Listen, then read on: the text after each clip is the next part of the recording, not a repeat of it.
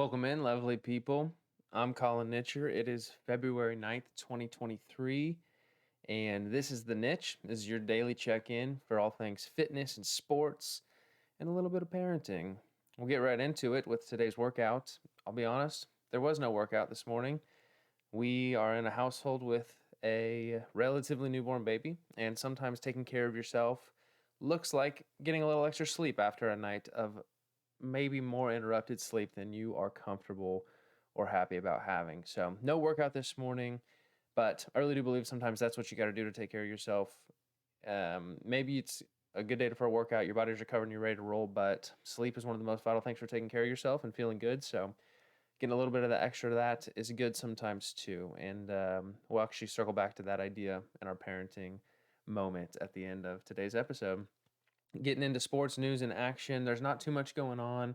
There has been a handful of movement and shakeups in the NBA with some trades. I think Kevin Durant is going to the Suns.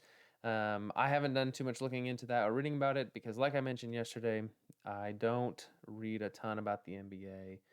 And if you are interested in more than that, this isn't the show for you because we're only going to ever hit some of the main highlights in the NBA.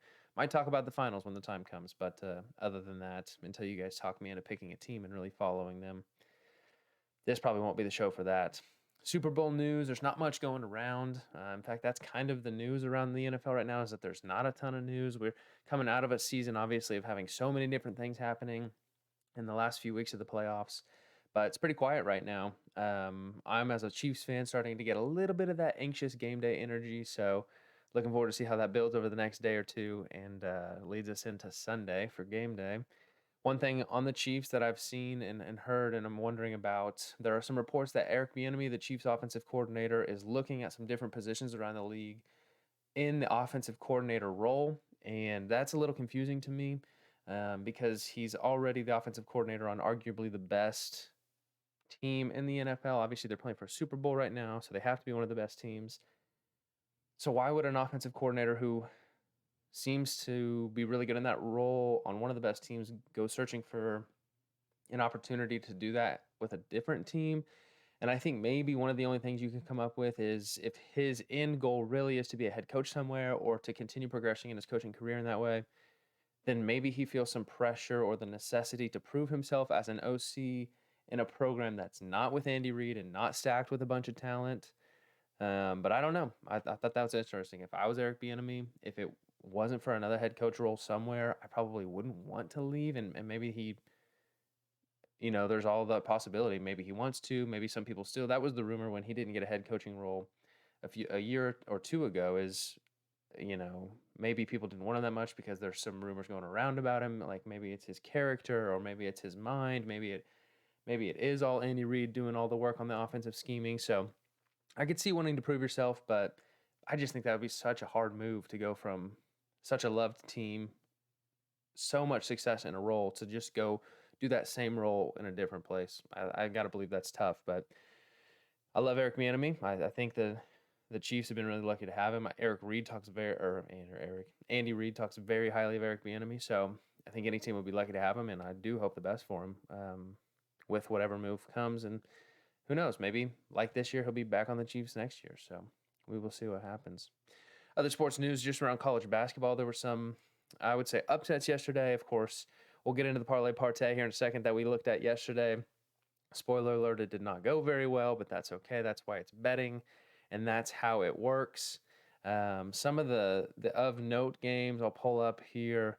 Obviously, Houston, the theme through all of these games that I'm going to highlight are why didn't we bet on these games?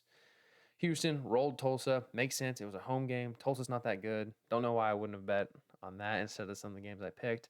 Alabama had some tough games, I think, but of course, rolling a Florida team that's not all that good. I think I had been swayed a little bit because I saw Florida play against Kansas State, who I enjoy watching. Florida had played pretty well in that game, so I thought I'll stay away from it, but obviously Alabama took care of business. We'll come back to this, but as you can see, this was one of our parlay bets. Did not go very well. We didn't bet on this game, and I'm glad that we didn't, even though Iowa State has not been very good on the road. West Virginia has had a couple good games here recently. This would have been a pretty good one to bet on, but we didn't, and West Virginia comes away with a win there on the road. I'm sorry, no, at home. At home. This is another one we bet on. Baylor, we didn't think that they would lose, but we thought maybe that Oklahoma would cover the spread. Heartbreaker, spoiler alert, we bet that they would cover the 9.5-point loss. They lost by 10, so we lose that one too. What else is going on down here that I thought was of note? Lots of Wichita State, my favorite team to root for, used to be in the Missouri Valley, so I always take note of the Missouri Valley Conference and what's going on. We might bet on a few of those down the road here and include a few of those teams in our parlays. One thing that seems to be happening in the Missouri Valley, at least, is that these teams, especially if they're at home, who have the winning record against the losing record, are really winning the games in a big way. So we'll have to watch out for that and those spreads as they come through. But that's about it. Nothing too drastic. Probably the biggest upset and loss that also happens to do with our parlay was this Tennessee losing by 1 to Vanderbilt at Vanderbilt. So that's why it's gambling. It's always fun. But to get into our parlay partay record for yesterday, we are officially 0-1. We are 0-1 on our parlay partays. But that's okay because we can only go up from here. So today's parlay partay is going to look at all college men's basketball games. And I make that distinction because we will down the line, as other sports are going on, obviously work in some different picks from different leagues and look at some different things. If there are some picks that you think are surefire, some leagues that you love to gamble in, I ask that you put those in the comments so that we can be informed and move forward with your knowledge and maybe do better than I did yesterday on the parlay partay. So today's parlay partay is kind of exciting because the odds are at plus 1,344, which is quite a bit higher. I think yesterday's was like 610. I'd have to check my notes, but it was around plus 610. So today, and part of that is I've added a fourth leg to today's parlay. I don't know why I did that, but I did because I like to roll the dice, I guess. We'll see what happens. First one, all these teams are smaller conference teams. All these games are not any big Power 5 or Power 6 conference games, but I've got a couple different reasons for including them. And to be honest with you, some of them just is a gut feeling. And I think that's interesting to know too as we look into these parlays. There's always a little bit of that in sports gambling that I think is so much fun where the stats can make tons of sense or no sense at all. And your gut feeling can align with the stats or go totally against the stats. And the best thing about sports, like Tennessee playing at Vanderbilt, is literally anything could happen. So I think that's why this is fun. And that's why I think I'm going to enjoy doing this for a long time with you guys. But the first one, I'm looking at the Florida International money line over Louisiana Tech. That's at minus 106.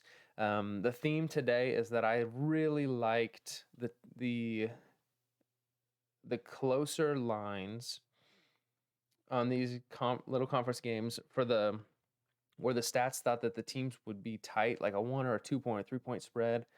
I'm going to try looking at the teams playing at home in these conferences, kind of like I was talking about with the Missouri Valley a minute ago. I want to look at the teams playing at home, and we're going to include a couple of those in our parlay today just to see. I've got kind of a hunch like that. Maybe that's a pretty consistent trend and theme is these teams being able to perform well at home against other teams in their conference. You'd think it makes sense, but the only way to find out is by putting them in our parlay and coming back to them tomorrow. My notes app has logged out, so I'm logging back into that. Second leg of the parlay, I'm looking at the Georgia State money line over Old Dominion. That's at minus 110. So the lines think that that's slightly more likely than this FIU money line, but about the same look. We're looking at North Florida covering a 1.5-point win over Florida Gulf Coast. They've got that at a plus 104. And I'm thinking this is directly in the category of what I was talking about earlier, where Florida Gulf Coast, I'm mostly certain is playing at North Florida. I think North Florida's had a couple good wins, but a couple real bad losses this year. Supposed to be a tight game. I've got North Florida covering over a 1.5-point win. And the last one, I didn't change. So let me pull it up. Oh, bummer. What a great video you're watching. Log back into my FanDuel account. I know it's Hawaii. This is not on the same trend as the rest of them, but I like the idea of Hawaii playing their games at home, and they've got a home game tonight against UC San Diego. They've got Hawaii covering an 11.5-point spread versus UC San Diego. And that line is at -110. The reason I like this line, I was looking at some of the historicals. There we go. Get that loaded up. That's a little bit too big, but it looks good. So that's the fourth leg of the parlay. Is Hawaii covering that 11.5-point spread. Big spread, but Hawaii has played really well at home. They're a team that you would obviously think geographically would usually have an advantage playing at home. The book is giving them quite that advantage with 11.5 points. They've won most of their games at home, though. They're playing a UC San Diego team that I don't think is all that great with their wins this year. So I like the look of that one, too. And I liked it as the fourth leg of today's parlay because the other three just by themselves felt too safe, didn't they? I thought we should roll the dice and see what happens. So there you go. That's today's parlay partay. 4 legs plus 1,344 on the odds, and we'll report back in tomorrow. Hopefully we're 1-1 and we're up in money. That would be best case scenario.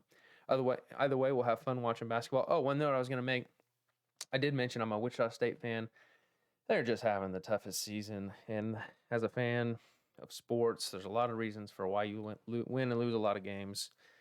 But I wanted to share that my heart was broken because Wichita State keeps losing games that they should absolutely be winning. So come on, Wichita State. There's people out here pulling for you. Please do better. Finishing up with the parenting tip. It's on the same topic as me sleeping in and missing the gym this morning. Sometimes the best thing you can do is take care of yourself and give yourself a lot of grace in your parenting. So if you've been feeling pressure to be a certain parent or do a certain thing to be a parent a certain way, take a deep breath and give yourself a little bit of grace. Nobody's doing it perfectly. And the best thing you can do is try to act and parent with love toward yourself and your kids and grace toward yourself and your kids. Yesterday, we talked about 2-year-olds throwing things and what it would take maybe to stop that. One of the notes on there that I offered kind of in jest, but I think it's actually good, is not take it personally and realize with grace for your kid and yourself that that's just part of them growing up and learning and expressing emotions that they don't know how to express and different things like that. So if you need to sleep in tomorrow from your workout because that's the best way to take care of yourself, go ahead and do that. Be a little gracious with yourself. That's all I've got for today. That's the Niche. I'm Colin Nitcher. Today's February 9th, 2023, and appreciate you hanging out with me. Guys, have a good day today, and I'll see you tomorrow.